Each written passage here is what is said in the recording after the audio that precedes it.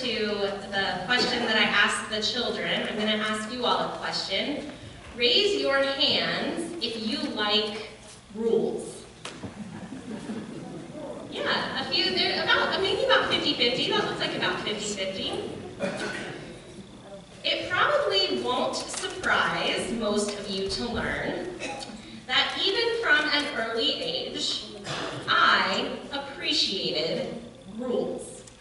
Now, of course, this was not always true about the rules of my parents in my house, but generally speaking, I was a fan of rules. And although I'm sure my mother and father would have appreciated it if I had followed more of their rules, they took full advantage of my fondness for rules whenever we were out in public. And in fact, even when I was pretty young, we actually ate out at restaurants quite a bit because I was so well behaved in public settings. And this was partially because whenever I would get too loud or would do anything that my mother or father didn't think that I should be doing, my mother would lean across the table to me and she would find someone in the restaurant that worked there, but it didn't have to be the manager, of course, but she would point to someone, anyone that wasn't our waiter or waitress, and she would say, "You see that person over there? That's the manager. And if you don't cut it out, they're gonna come over here and they are gonna throw us out." And snap, just like that, I stopped whatever I was doing and folded my hands and behaved like a cherub. And I was back to following the rules. Looking back, I think that I liked rules so much because of all the praise and the adoration that I received whenever I followed them. In school, of course, if I followed the rules, I was labeled a good girl.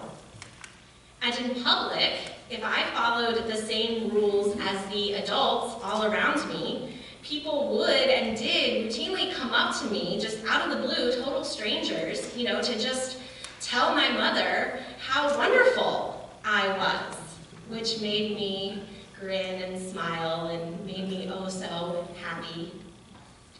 And of course, in middle school and high school, if I followed the rules and I was diligent about my assignments, I generally got good grades, and that wonderful note on the report card is a pleasure to teach.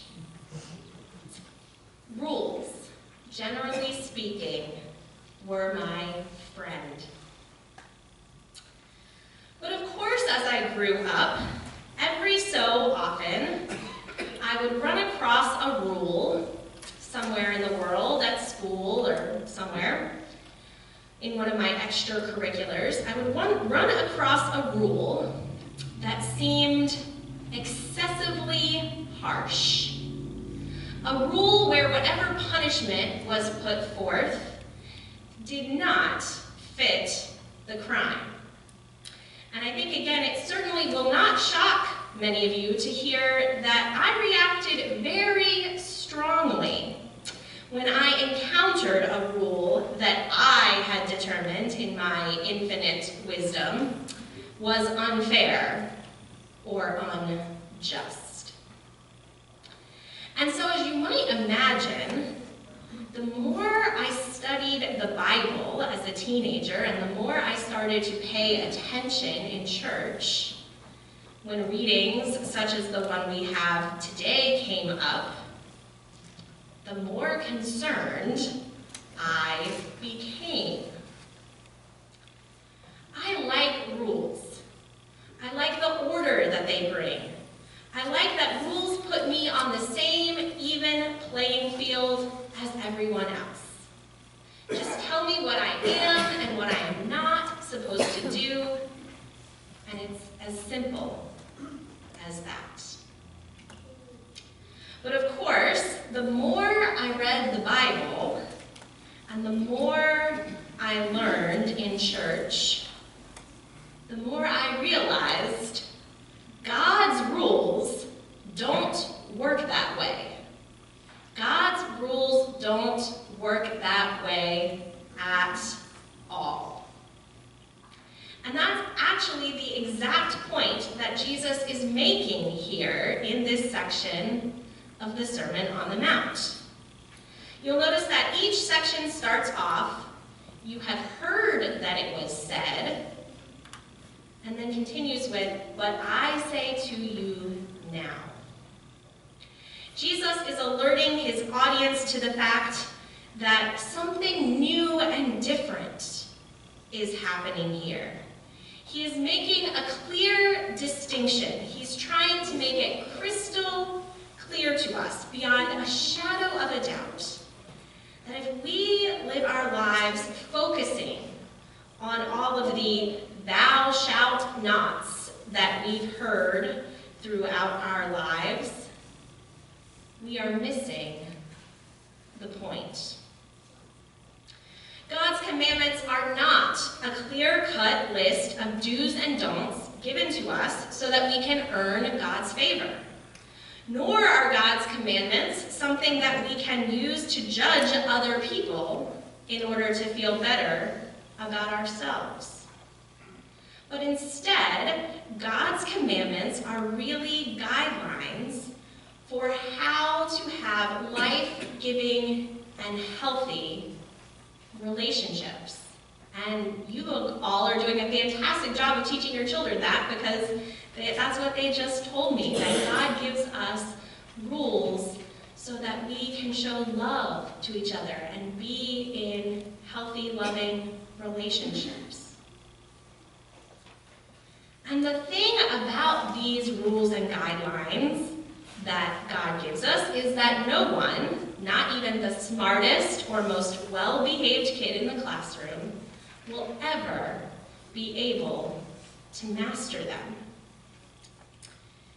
And I realized that that's not just good news. Over time, I realized that that is the best news. Because unlike all the rules and regulations that we make for ourselves in our organizations and in our societies, unlike all of those rules that we create, God's rules actually do level the playing field in that we all fall short. We're all at the same level. All of us. Every single one. No exceptions. And when we realize that, when we remember that, and when we embrace that, that's when our true Christian freedom begins. It's like there's an inspirational poster out there that maybe you've seen, and most of those are, not worth very much, but this one I think is pretty good. What would you do if you knew you could not fail? What would you do if you knew you could not fail?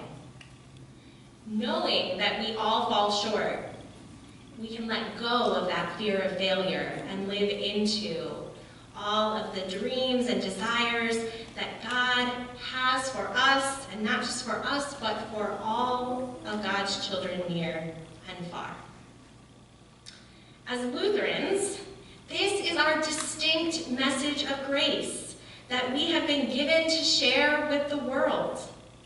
We have a unique theology that links law and gospel together, so much so that you really can't have one without the other.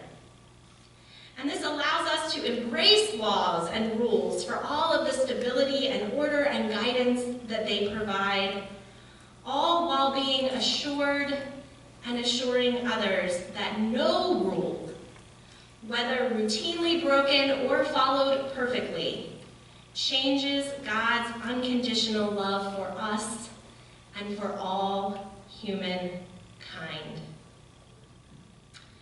Our presiding bishop, Elizabeth Eaton, said it this way just recently in her monthly column that is in the back of the Living Lutheran magazine.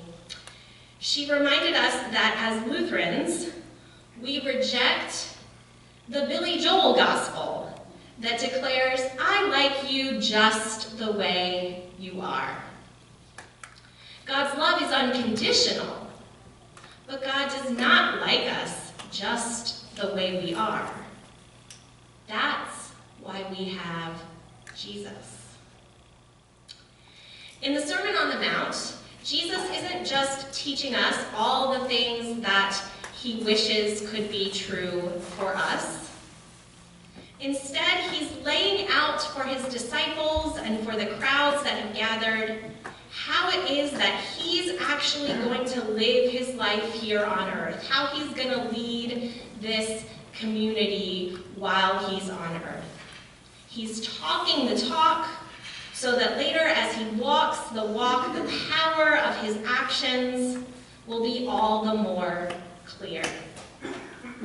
More than rules and regulations, this sermon is about relationships and how important relationships are in the kingdom of God. And that is exactly why I am here this morning. I am here as a representative of our ELCA church-wide organization to let you know just how thankful the whole church is to be in relationship with you. I'm here to remind you, just as Pastor Dan did last week, that you are the light of the world. Through your incredibly generous gifts, both to the Synod, your mission support gift to the Synod, and all of the additional gifts that you make to our church-wide ministries, you are walking the walk of this sermon. Now, that doesn't mean that perhaps God isn't speaking to you a word of challenge this morning, that through our reading that you might need to be reconciled with a brother or sister that you have recently called a fool or worse. None of you would ever do that, right? But what it does mean is that you are participating in the work of reconciliation that God is bringing about in the world, all over both this country and around the world. That's what you're doing by being in relationship with the rest of the body of Christ. And perhaps you aren't even aware, but as a congregation, you have generously supported the ministry of Pastor Maween Arik, who serves the Reconciliation Lutheran Church community in Juba, South Sudan, and your Easter offerings from last year went to support his ministry. In a place that is deeply divided, God's message of forgiveness, love, and reconciliation is being lived out in real and tangible ways. Healthcare and vocational training and a whole host of other services, including worship, are being offered to all people equally, regardless of which tribe they may be from. A wonderful ministry of reconciliation that would not be possible without your support. As Pastor Dan alluded to last week in his sermon that I watched, that was excellent, by the way, when we read the Sermon on the Mount, what we have to remember is that Jesus isn't speaking to us as individuals. The you is plural. The you is the entire church. Jesus didn't just preach this sermon just to Peter, or just to James, or just to John. We are all in this together. And so on behalf of the 3.7 million of your Lutheran brothers and sisters in the United States, thank you. It is a true joy and a true blessing to know that even though I spend most of my days 446 miles away from you all in Durham, North Carolina, that together we are spreading God's love and transforming lives all across this country and indeed around the world. Thanks be to God. Amen. Amen.